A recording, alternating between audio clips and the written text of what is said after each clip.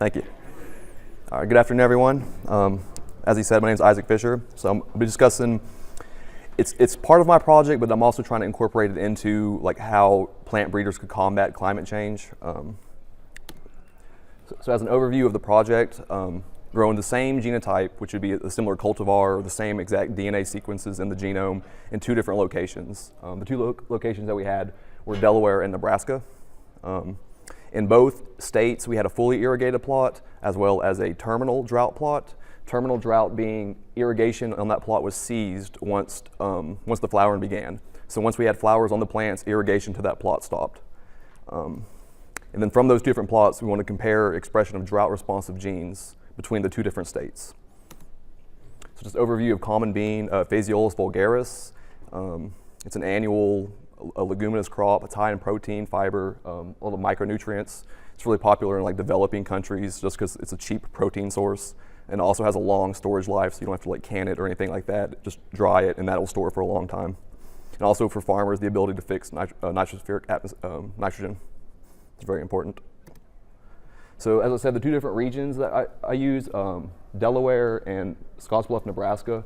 Smyrna, Delaware, it's central Delaware, so it's right in the middle. And then Scottsbluff, Nebraska is actually in the Panhandle, so it's western Nebraska.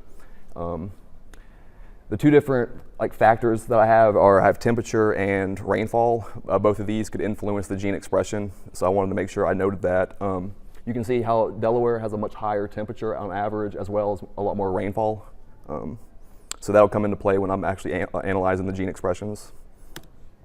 The genotype that I used in my study, it's just a line right now. It hasn't been released as a cultivar. It's NE281516, and it was bred by Dr. Carlos Urea from University of Nebraska, who's actually a bean breeder.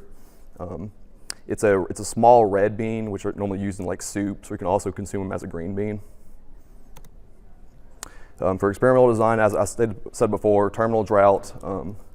So during vegetation growth, it was irrigated whenever it was needed, but then once flowers appeared, R1 staged, we cut off irrigation to that plot. I had samples that were harvested leaf, root, developing pod, were harvested from 4 different plants per row. I had about 4 rows total from each state.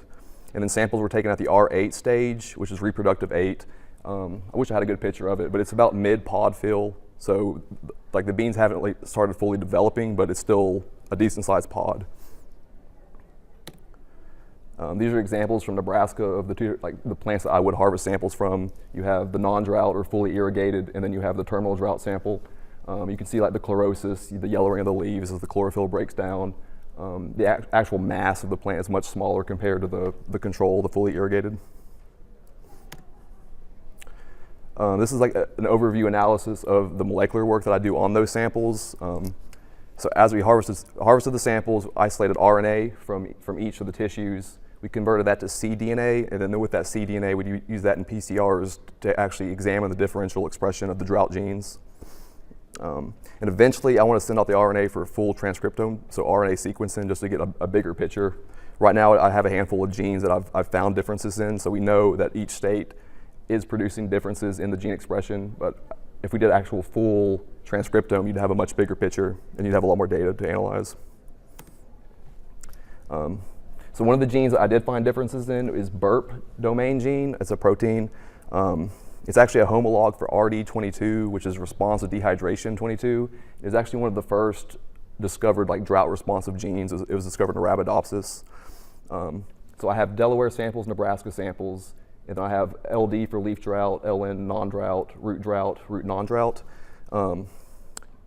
The biggest differences came in the actual roots, which I think might have something to do with soil types, perhaps. But you can see how in the Delaware, the root drought is highly expressed, whereas the no drought is almost no expression at all. Whereas in the Nebraska samples, it's very little expression on both, as opposed to leaf, which in Nebraska, the leaf non-drought it's more expressed than Delaware's, as well as the leaf drought. So the main differences came in the actual root expression.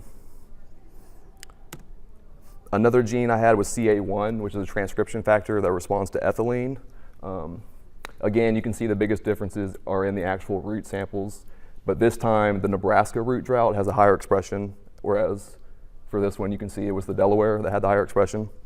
So it's interesting to think about the different tissues are expressing different levels of mRNA based on the location. The genotype's the same, similar stresses. Obviously, there's different environmental conditions, but it's almost complete opposites for the expression, which is really interesting. So for big picture, I like to think about more like localized breeding projects. Common bean is really not an economical crop in Delaware, but the same thing could be applied to soybeans or corn.